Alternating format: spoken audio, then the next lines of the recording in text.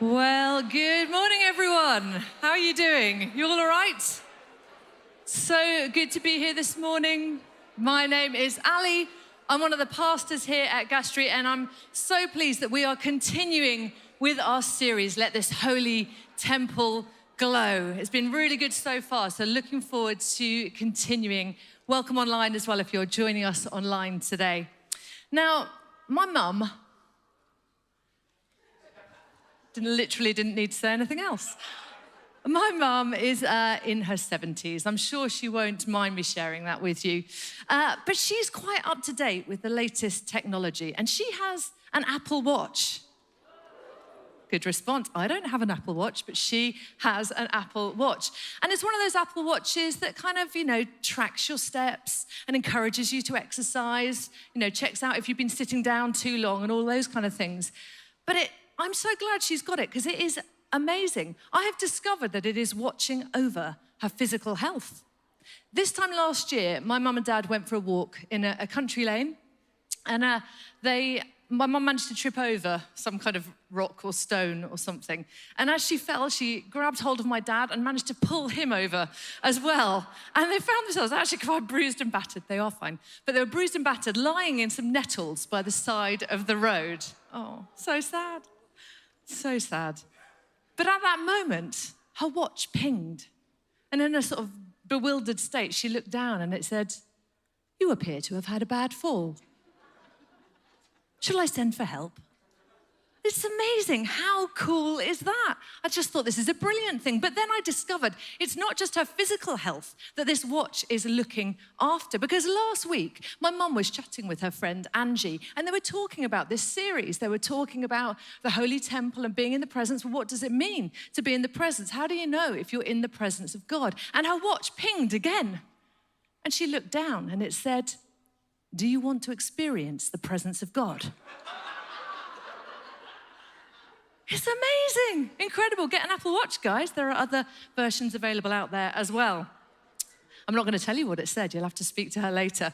But whatever Apple thinks, here at Gas Street, we have been looking at this idea of the Holy Temple, looking at the idea of the presence of God, what it might mean for us to live in the presence of God and live with him as the temple. And a couple of weeks ago, Tim was speaking to us, and he did it he went big. He did the whole sweep of scripture from Genesis, when God was present with us, to Revelation, when God will be present with us. And he talked about a God who walks to and fro with us. You might remember the Hebrew word hithalek, God walking to and fro alongside us. And last week, Tebo was looking at Solomon's temple, this incredible temple that was filled with the glory of God, and how the fire came down from heaven and how it burnt up the sacrifices and filled the temple with this glory. And what that might mean for us living out our Christian lives today. Well, I just want to give you a little picture of what it sometimes feels like in the Christian life. Just bear with me 1 second.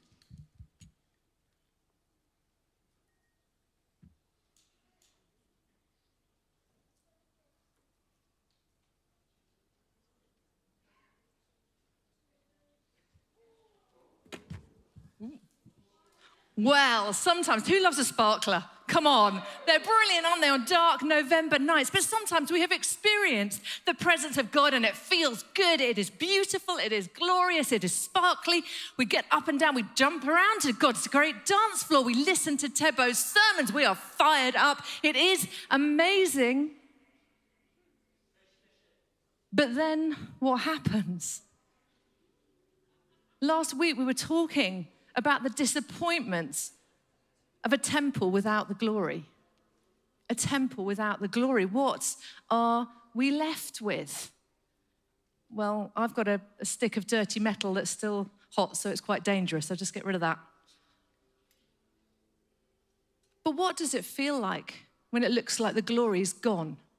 What is it that makes the glory go?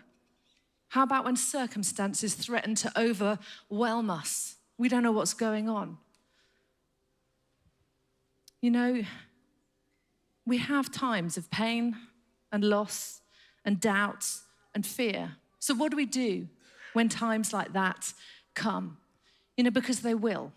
Things that are going to cause you to say, what on earth is going on? Or more commonly, why? Why? Why is this happening? Well, we're going to have a little think about it today. And the clue to the talk is in the title I've given it, which is Take It to the Temple. Take it to the temple. And as I've been preparing the talk this week, I've had several times, big and small, when I have had to say to myself, Ali, just take it to the temple. Take it to the temple. So I need that reminder. So perhaps today you do too. And we're going to have a look at the lives of a couple of people, Hannah and David, who were people in the Bible who knew how to take it to the temple. And we're going to start with a psalm, Psalm 27, which was written by David. So you can look that up in your Bible. It'll come up on the screens as well. But with Psalm 27, Bible scholars think that David possibly wrote this in the years before he became king, when he was on the run for his life from King Saul who was trying to murder him. Some other scholars think that David wrote this at a later stage of his life, when he was on the run from his son Absalom, who was threatening to kill him as well and had usurped his throne. But to be honest, it doesn't really matter which period of David's life this was written in, because David was constantly under threat. You know, his life was full of periods of violence and battle and despair and family crisis and betrayal. And in fact, everything that seems like the opposite of the glory of the Lord. But this is what David wrote. The Lord is my light and salvation. Whom shall I fear? The Lord is the stronghold of my life. Of whom shall I be afraid? When evildoers assail me to devour my flesh, my adversaries and foes, they shall stumble and fall. Though an army encamp against me, my heart shall not fear. Though war rise up against me, yet I will be confident. One thing I asked of the Lord, that will I seek after, to live in the house of the Lord all the days of my life, to behold the beauty of the Lord and to inquire in his temple. For he'll hide me in his shelter in the day of trouble. He will conceal me under the cover of his tent. He will set me high on a rock. Now my head is lifted up above my enemies all around me, and I will offer in his tent sacrifices with shouts of joy. I will sing and make melody to the Lord. Now, this temple, this tent, this house of God that David is writing about isn't the glorious temple of Solomon that we were hearing about last week, because we've kind of taken a little step back chronologically. Instead, this is a slightly more solid version of the tent, the tabernacle that Moses had set up in the wilderness all those years before. And the tabernacle has been brought to an ancient city called Shiloh, which is the military, it's the religious center of Israel at this time. And in fact, it was there for 369 years. So it is a tent, but it's a slightly more solid place now. It's got doorposts, it's got doors that we hear about in some of the Psalms. But you know, it's a sanctuary. It's a sanctuary where people can come to worship God. It's where they can come to bring their sacrifice, and it's where they can come to petition God. It is a reminder right in the middle of the city of God's presence with them, God in their midst. Now, would you just stick your hands in the air if you have got a set of keys in your pocket or in your bag? Okay, very good. And how about if you've got a password on your phone?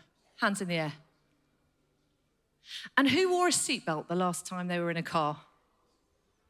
I'm so glad you all put your hand up for that one. I was checking. You know, in the very way we live our lives with our pensions and our travel insurance, we long to feel secure, to feel that we are protected in every way. The other thing, who's got facial recognition on their phone?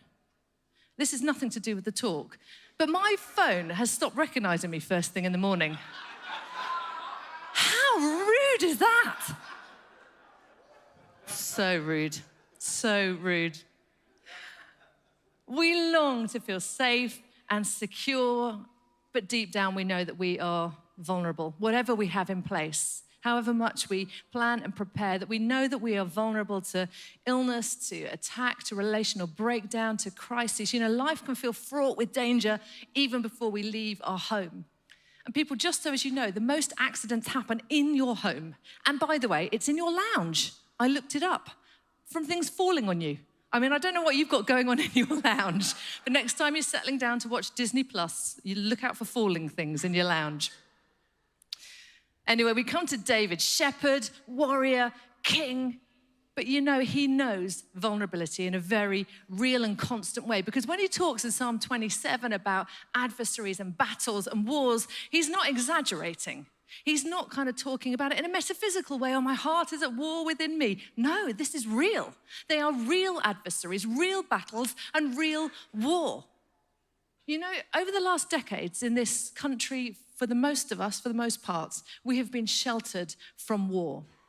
Now, I'm aware that that is not the case for all of us in this room, but for the most part in this country, we have been pretty sheltered from the impacts of war. But in Remembrance Sunday, and even more so, as we've been watching these horrific scenes unfolding on our screens from Israel and from Gaza, even we, just looking through screens, have experienced that fear beginning to rise up and threaten to be overwhelming and overpowering. You know, I've heard quite a few people recently say to me, they just can't even watch the news at the moment. They just can't even watch it. It threatens to be overpowering. And sometimes we have this sort of belief that when we become a Christian, when the glory is sparkling away, that we are somehow exempt from difficult things, exempt from life being really hard. You know, we say about someone, well, they're an amazing Christian. They really love Jesus. Why has that happened to them? I don't understand. It doesn't seem fair. And we talk about being blessed and reassured and full of hope and life, and those things are absolutely right. But with it, we can have this sort of idea that we can be wrapped up in some kind of spiritual cotton wool. But you know, we read in the Bible that that is just simply not true. It is simply not true. And I have had several conversations the last couple of weeks with people in this congregation about really difficult things that have been going on in their lives, in the lives of their family and their friends. You know, we're not exempt from it. You know, God doesn't promise us a kind of password protected life. And we know it, we do know it, and yet we can get really thrown off course when we find ourselves in that vulnerable state again. We can feel like the glory has gone. So what do we do when things aren't going so well? Do we need to keep them quiet and hidden? You know, we come into this place and we're singing praise songs and worship songs. Are we supposed to hide it? You know, one of our values at Gas Street is being real. It's being real. And it's that stops us tipping into what we call toxic positivity. You know, that thing that everything is fine on the surface, but deep down there's this kind of storm raging inside. And when we think about the place of presence and we think about holy encounter, we are reminded that we get to bring all of ourselves. We don't have to bring just the happy, cleaned up, presentable parts, but we can bring the messy, tear-stained, confused, and frankly, bewildered and broken parts of ourselves into the presence of God. Back in July, my husband Nick and I were fortunate enough to go to America, take the kids there on a holiday, a bit of a road trip. And we started in New York, and we had about 24 hours in New York, looked at lots of things. But one of the things that we did was go to visit the Ground Zero Memorial. There's a picture of it here, which was, as you know, a memorial to those who died in the Twin Towers at 9/11. And it's an amazing memorial. The water cascades down sort of a never-ending way into what looks like a kind of abyss. And the names of the 3,000 people who died are written around it. And each of us, the kids, Nick and I, it takes you back. We had a kind of really quiet moment and found it really moving. But part of the reason that we'd wanted to go there is because Nick and I had flown over New York the night before 9/11 happened. And we'd been part of a church team. We were going to minister in some churches in North Carolina. And we'd flown in the night before, and then we'd woken up in the morning to this happening. And we'd watched the second tower tumble to the ground, the clouds of ash going up. We'd been told that flights were cancelled for the foreseeable future. We don't know when we'd be able to fly out again. All the phone lines were cut. We couldn't ring anyone. We couldn't tell our families we were safe. We couldn't check if our friends were okay. It was just surreal. That's the only way I can describe it. And we had a choice to make as a team in those moments, this little team. You know, we could have ignored the whole thing and just pretended it wasn't happening. We don't want to know about it. We're just going to kind of carry on. Doesn't matter. Or we could have got totally immersed in it. You know, it was on 24/7 on the screens and on the radio. It was going round and round the clips again and again. And in fact, after a few hours, psychiatrists started coming on the screens going, please turn off. Turn off. You are re-traumatizing yourself. You are re-traumatizing the children because they think it's happening again and again. Stop immersing yourself in it. But the third choice we had was to take it to the temple. And that's what we decided to do. And we sat as this little group. And we weren't pretending that it wasn't happening. And we weren't saying we weren't scared. But we weren't immersing ourselves and our focus in it. We were focusing on God. And we cried together. And we sang, Here I Am to Worship. And I have to say the words, Light of the world, you step down into darkness, have never meant more to me than in that moment. You know, it didn't change the situation. It didn't change what had happened. But it did change our hearts and our focus and our outlook. The beautiful thing is that there is still a church there in North Carolina. They'll be worshiping today, that they were planted out of that time. And in that moment, we realized this truth that yes, we are wired for safety, for security, for sure. But it's not to find it in ourselves. It is not to find it in the world. It is to find it in Him. And you know, when we think about David and all the things that he went through, the threats he came under, he had to keep making that choice again and again. But his choice was always to take it to the temple, to bring it into the presence of God. And that's why he's able to say in verse 5 of today's reading, for he will hide me in his shelter in the day of trouble. He will conceal me under the cover of his tent. He will set me high on a rock. Or Psalm 20, may he send you help from the sanctuary. Or Psalm 18, from his temple he heard my voice. My cry came before him into his ears. Or Psalm 28, hear my cry for mercy as I call to you for help, as I lift up my hands towards your most holy place. He's not pretending, he's not even trusting in his own capabilities, but he does know that he is expectant that God will be with him. He's expectant that God will hear his cry. You know, he knows that if God doesn't calm the storm around him, God is perfectly capable of calming the storm within him.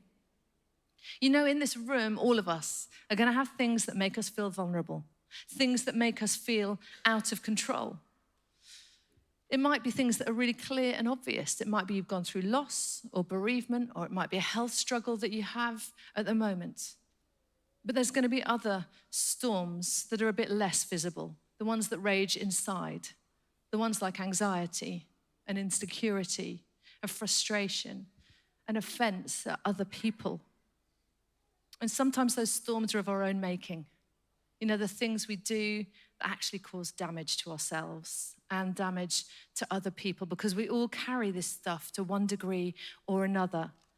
And when the storm's raging, we've got these three choices. One, to turn it inwards, turn it on ourselves, bring in the sort of self-accusation. I should have done that. It's totally my fault. I have got it wrong again. I'm an idiot. And the shame and the self-accusation just kind of pours on our heads and crushes us. The second choice is to turn it outwards, to blame and attack, to say it was their fault, they should have done that, or why didn't they do that? It's completely down to them. To start complaining and judging and gossiping and bad-mouthing other people. We turn it outwards in blame and attack. And the third choice, of course, is to turn it upwards, to take it to the temple, to bring it all, the mess and the misery and the mistakes, to God, to that place of God's presence. You know, that's what I want to encourage us to do today. If you take nothing else but take it to the temple home, just have that ringing in your ears, take it to the temple. And someone who knew how to do that in the Bible was Hannah. You can read her story in 1 Samuel, and I'm not going to retell her whole story now, but Hannah was a distressed and disappointed woman. She's not able to have children in that time and age. That meant that she was in effect worthless. That infertility was a really big deal. In fact, she's the fourth woman that we read about in the Bible. It's quite early on in the Bible that's struggling with infertility. So she's distressed, but she's also being bullied by her husband's other wife who does have children. She's bullied and mocked. So she is distressed and she is disappointed. And she has those choices how to respond. She could turn inwards, blame herself, her physical body, begin to believe that she's not worth as much as anyone else, and begin then to act out of that place. Or she could turn it outward, stop blaming her husband, stop blaming the other wife. Again, not helpful. But Hannah chooses to turn it upwards, to take it to the temple, to bring this prayer that is so real and so honest. And she goes to the temple at Shiloh, the one that David has been writing about. And Eli the priest is sitting at the doorposts, and she begins to pray. I'm just going to read this from 1 Samuel 1. It says this: as she kept on praying to the Lord, Eli observed her mouth. Hannah was praying in her heart, and her lips were moving, but her voice was not heard. Eli thought she was drunk and said to her, "How long are you going to stay drunk? Put away your wine." "Not so, my lord," Hannah replied. "I am a woman who's deeply troubled. I've not been drinking wine or beer. I was pouring out my soul to the Lord." Pouring out my soul to the Lord.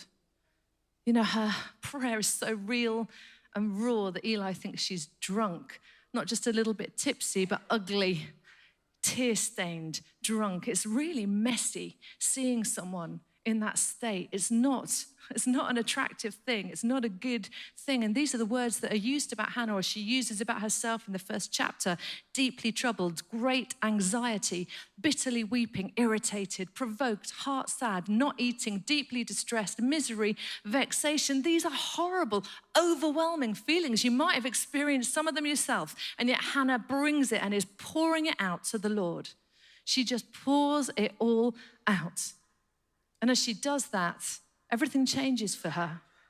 It's not that her circumstances change. It's not that everything is sorted in a moment, but her heart is changed. And it says, in that moment in the temple, Hannah was sad no longer.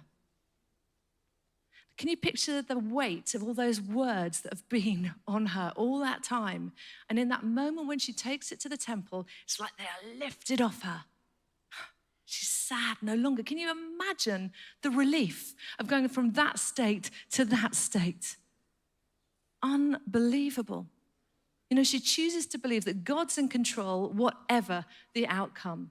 And it changes her heart. And she goes on, if you know the story, to give birth to Samuel, who's the first in the line of all the prophets in the Bible. And she says this: "I rejoice in my victory. There's no holy one like the Lord, no one beside you. There's no rock like our God." And her pain turns to praise.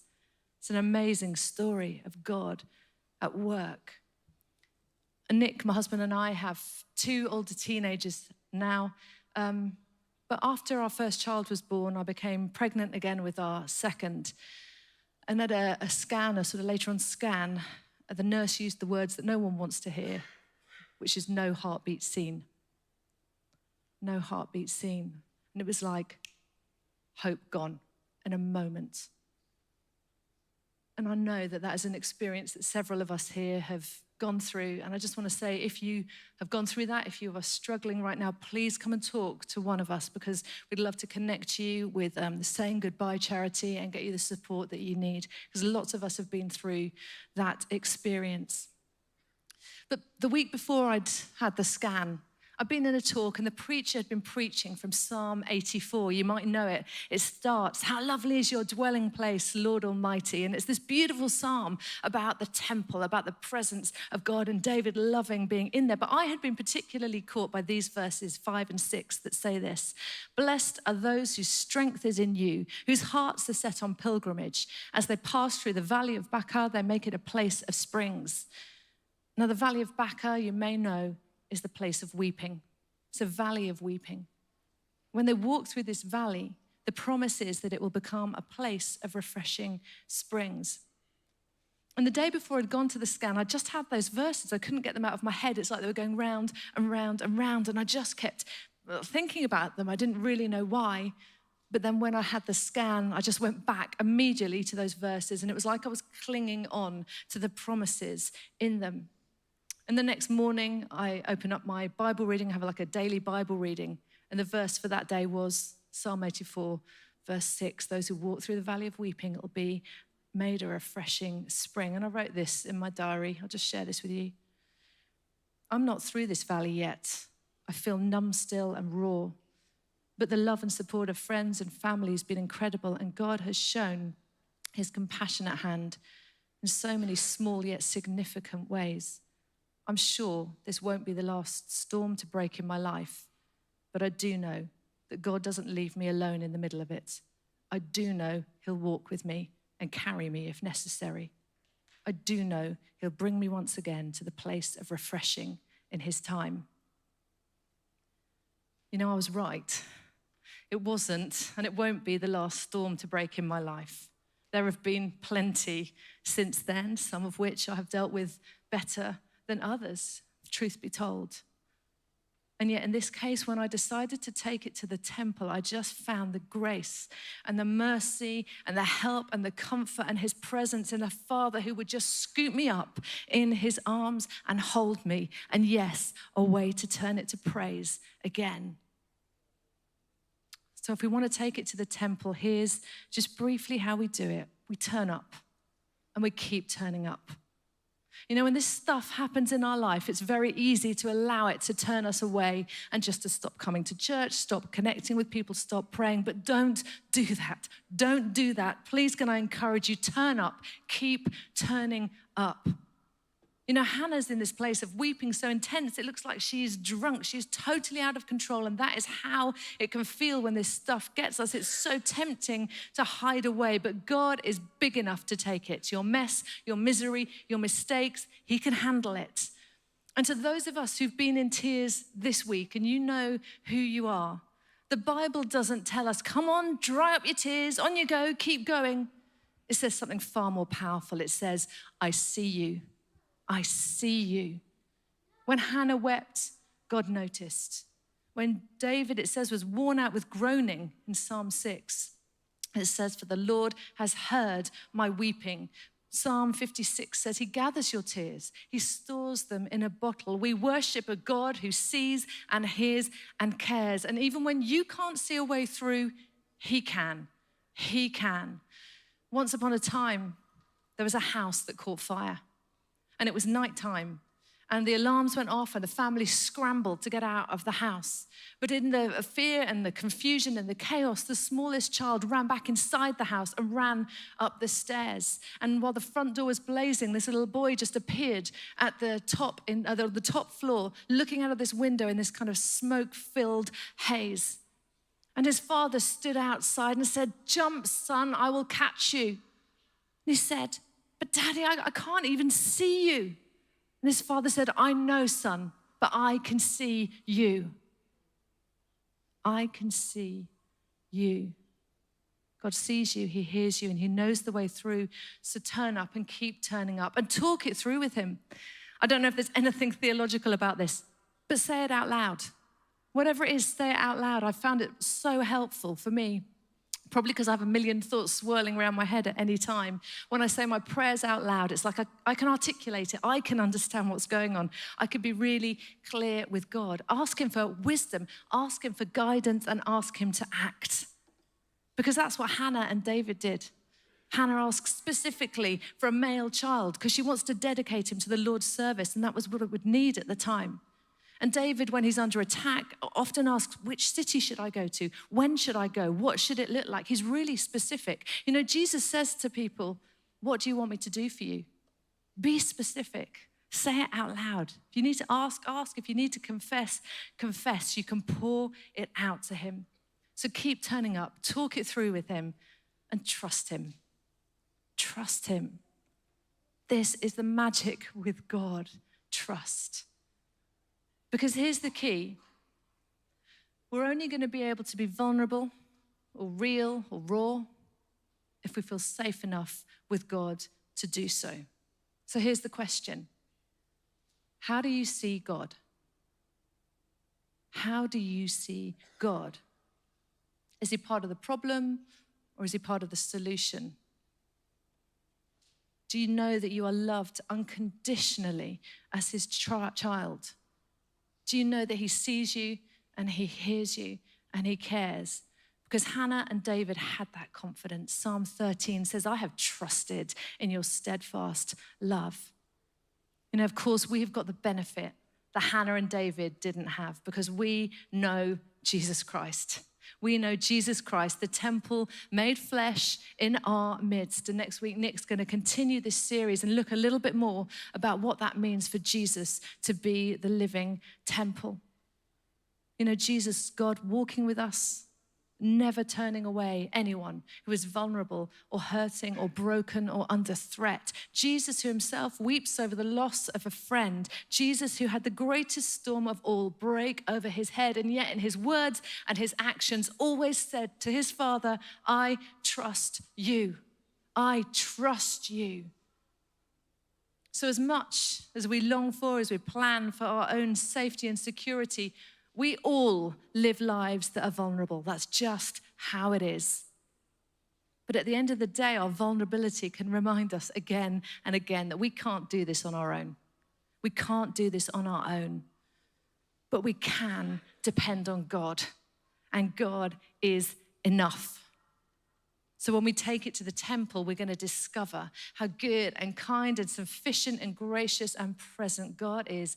God in the midst of us, just as much as that temple in Shiloh, God is amongst us. You know that his faithfulness isn't based on your capability, your strength, your intelligence, your health, or even the good choices that you make. It is not based on anything apart from his love and his grace, nothing else.